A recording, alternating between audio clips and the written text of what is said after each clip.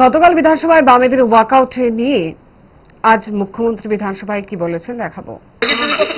সেই জায়গায় জমা পড়ার কথা, আপনি বসুন না। সেই জায়গায় এটার মধ্যে লিপিবদ্ধ করার কথা, সেই জায়গাটা আমরা জানি কি ছিল। না না, ঠিক আছে, এখন ঠিক আছে। যদি আপনি অতিরিক্ত পণ্ডিত না, আরে কালকেও তো যেমন পিএস এর কাছে জমা দেন, লাঞ্চ ব্রেকে আমি পাই, তারপরে আমি পাঠ করি।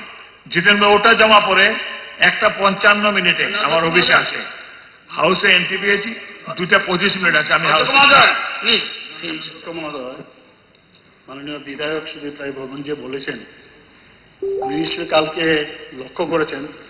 আমি কিন্তু চেষ্টা করেছি, আমি দাঁড়িয়েছিলাম 11টা, কিন্তু ওনারা তো আমার কথাই শুনেননি। ওনাকে বারবার আমি ওনাদেরকে বলছি বসুন বসুন, কিন্তু ওনারা তো স্লোগানে বিশ্বাসী, কি করব, বারবার স্লোগান দিচ্ছিল। আমি কিন্তু ট্রাই করেছি, অনেকক্ষণ দাঁড়িয়েছি। ভালোবাসা বদলায়নি, আর বদলায়নি তারা। 5 দশক ধরে গ্যাস অম্বল ও পেটের সমস্যার একমাত্র সমাধান গ্যাস নল।